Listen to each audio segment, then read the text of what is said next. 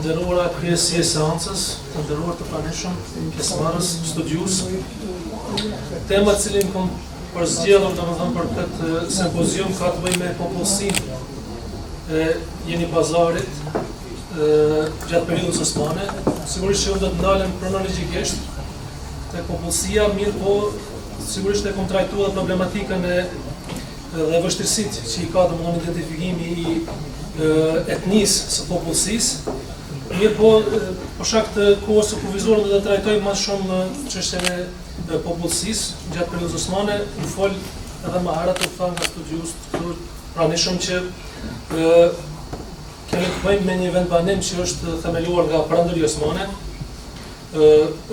Është themeluar në një vend ku në bazë të gjurmëve arkeologjike, domethënë bëhet e ditur se në këtë vend, në kohët e lashta kanë jetuar domethënë ilirët.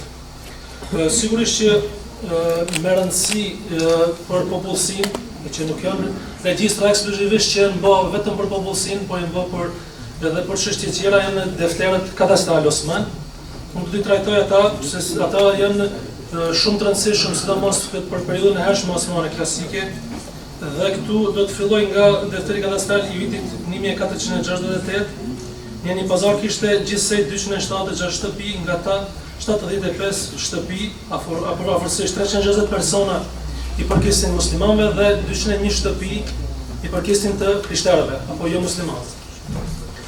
Në defterin e mëvonshëm kadastral të vitit 1485 përmenden se kishte 167 familje muslimane, çdo 71 të krishtera, në 5 lagje dhe 2 familje raguzane.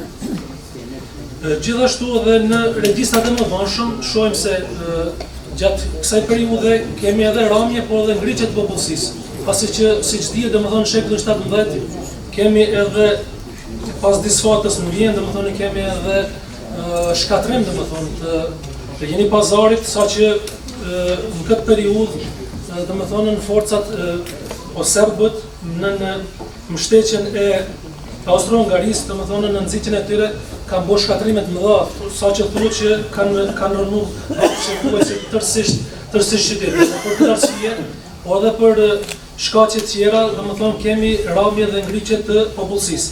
Në regjistrin kadastral të vitit 1516 shihet se kishte 367 familje muslimane dhe 76 familje të krishtera. Gjithashtu me rëndësi për nxjerrjen e popullsisë apo të kësaj treve të Jeni Pazarit është më rëndësi edhe udhëpërshkues janë më rëndësi. Kuptohet në disa raste ata nuk janë edhe burimet e dorës së parë, mirë po në rastin e Evlia Çelebiu ta jep dhëna shumë të detajuara dhe shohim se në shekullin 17, gjithsesi në vitet 1660, përveç që është zhvilluar infrastruktura edhe gjithçka që ka të bëjë me Jeni Pazarin, Evlia Çelebiu përmend 3000 shtëpi të bukura të mbuluara me tjegulla dhe me çarshi të mbuluar të madhe me 1100 dyqane. Domethënë kemi të bëjmë me një vendbanim që domethënë para këtyre luftrave austro-hungareze domethënë ka qenë me një zhvillim të mirë. Gjithashtu me rëndësi edhe defteret avaris apo defteret e jashtëzakonshme që merren të taksave të jashtëzakonshme që merreshin domethënë edhe prej muslimanëve dhe prej jo muslimanëve, ku në një studim të vitit 1753 bazuar në këta regjistra, muslimanët përbënin 90% të popullsisë qendrore me 126 familje dhe jo muslimanët përbënin 10% me 14 familje. Nga 985 familje që jetonin në 29 fshatra të Jeni Pazarit, 84% ishin muslimanë dhe 15% ishin jo muslimanë. Gjithashtu vlen të përmendet se edhe në fillim të shekullit 19 kemi shkatrime domethënë në Jeni Pazar, veçanërisht në vitin 1809 me kërkesë të rusëve, kryengritësit serb vazhduan kryengritjen kundër osmane për një periudhë të shkurtër. Komandanti i kryengritjes Karagjorgje kushtoi një herë Sjenicën, më pastaj Jeni Pazarin, mirë po u detyrua të largohet dhe me që rast i vuri zjarrin Jeni Pazarit. Jeni Pazari edhe në shekullin 17, por edhe në fillim të shekullit 19, domethënë është nënshtruar shkatrimit.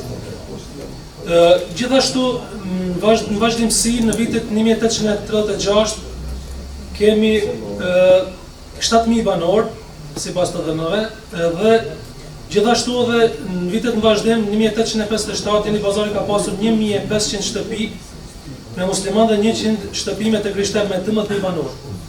Në vitet në vazhdim, gjeografi Mostars në vitin 1863 jep dhëna për Jeni Pazarin, po thotë se ka parafërsisht 10.000 banor.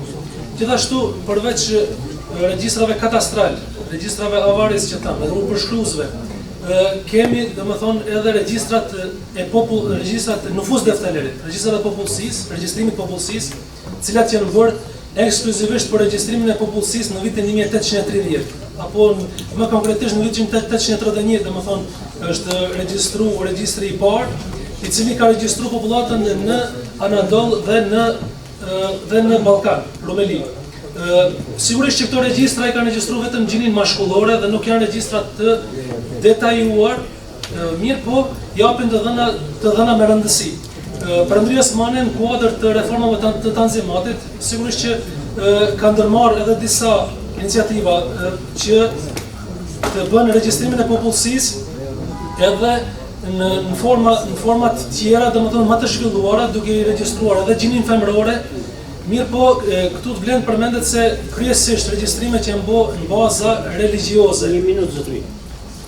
Ka përmbylli, për shkak që kur botohet, besoj që ata të interesuar do t'i shohin se ka dhëna me rëndësi, mirë po unë do të ndalem si përfundim, mund të themi se Jeni Pazari si qytet që u themeluar në vitin 1459 nga Perëndia Osmane që ndroi nën këtë administrim deri në vitin 1912. Jeni Pazari ishte një vendbanim me rëndësi i cili gjatë qëndrimit në sundimin osman pësoi ndryshime të shumta administrative dhe u ngrit edhe në Sanxhak, gjë që u zhvillua shumë për shkak të rëndësisë që kishte gjeostrategjike. Jeni Pazari që nga themelimi deri në luftrat ballkanike në sajtin investimeve osmane u zhvillua dhe pësoi edhe rritje në popullsi, her pas here edhe shpërngulje për shkak të luftrave të ndryshme. Në kësaj periudhe, veçanërisht në shekullin 17 dhe 19, Jeni Pazari u nënshtrua edhe shkatrimit thuajse të rëndësishëm, por megjithatë arriti të harrojë kompaktësinë dhe të mbetet edhe më tutje në qytet me tipare nga ajo. Problematika e përcaktimit të etnisë së popullsisë së Jeni Pazarit, por edhe vendeve të tjera gjatë sundimit osman, mbetet ende sfidë për shumë studiues, pasi që Perëndia Osmane ka bërë regjistrimin e popullsisë mbi baza religjioze. Për fat të keq, edhe sot e kësaj dite ka studiues shqiptar, serb, turq, evropian, perëndimor që bien prej ndikimeve nacionaliste duke marrë guximin për manipulimin e popullsisë në baza etnike pas një bazë shkencore. Faleminderit për vëmendjen.